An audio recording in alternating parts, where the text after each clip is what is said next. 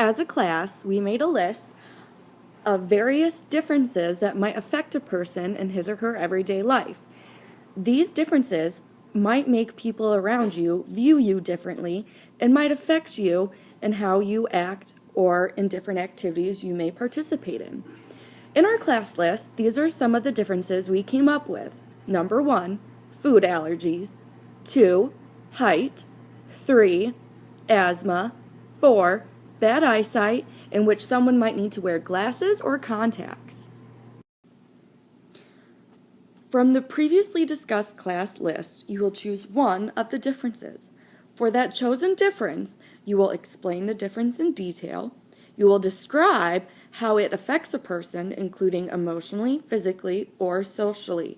You may focus on one of those areas in particular if you so choose. You will describe something that is used or something that is done to help improve or alter the difference in the person. Once you have completed all those tasks, you will present to the class your findings. You may have some more questions on how this is to be done. Please continue the presentation to see an example that I created in order to show you what I expect and how this is to be completed. The difference I chose to research and talk about is speech impediments. Some of you may be wondering what a speech impediment is. According to dictionary.com, it is any of the disorders that impair human speech. Some examples of common speech disorders are a stutter, a lisp, or aphasia. However, I have a very different personal definition for speech impediments. I had a speech impediment when I was younger, so my personal definition is that a speech impediment is something that makes you stand out from the crowd. It makes you different, and not in a good way. People notice that there's something different about you. You speak differently, you sound differently than they do, and they target you because of it.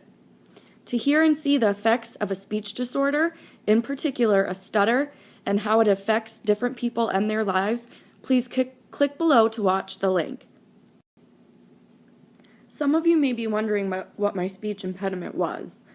I did not have a stutter, such as was shown in the previous slide. Instead, I replaced all of my R's with W's. So instead of saying railroad, I would say railroad.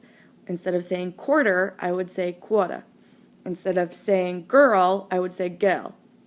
Now, when I was younger, my parents thought it was cute, but as I got older and older, I just became more embarrassed that I spoke differently from others. Socially, it affected me because it was hard to make new friends because I was embarrassed to talk to new people.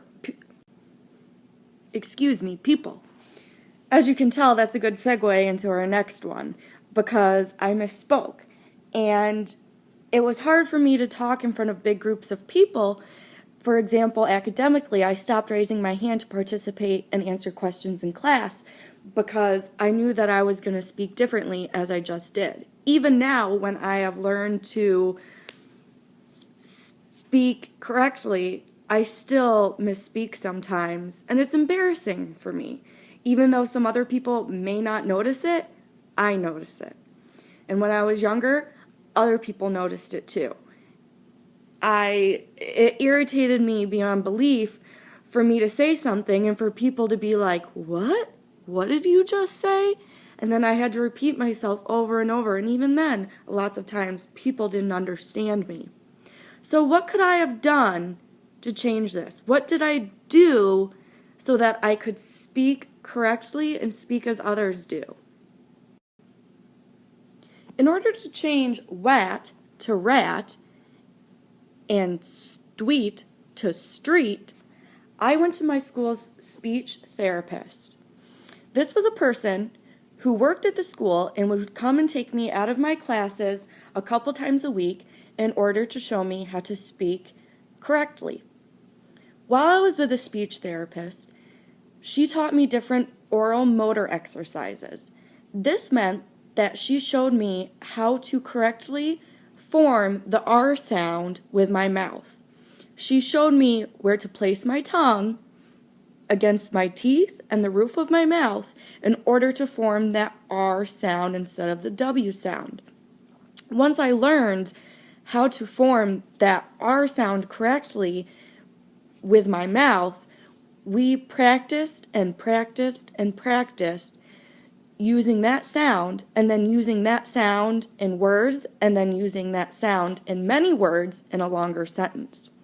It took a long time in order for me to say that R sound without consciously having to move my mouth.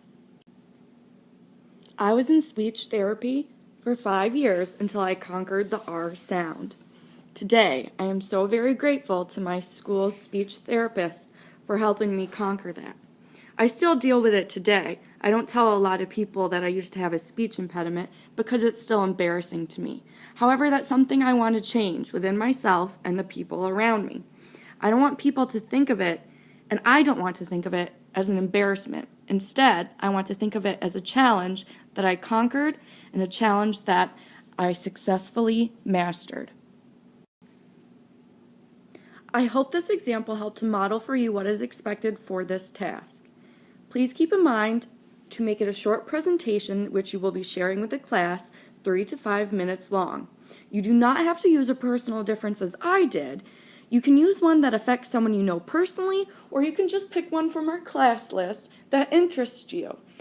If you do use one that affects someone you know personally, do not name any names. Please respect that person's privacy. Also keep in mind, if you choose a difference from our class list that you know nothing about, you may have to do some outside research. You can present, as I did, using the Explain Everything program, or you can just stand in front of the class in order to present your findings. Please just let me know beforehand which way you chose. You will have the rest of today's class and tomorrow to create and find your presentation. Please let me know if you have any questions. Other than that, good luck, and I look forward to seeing what you have created.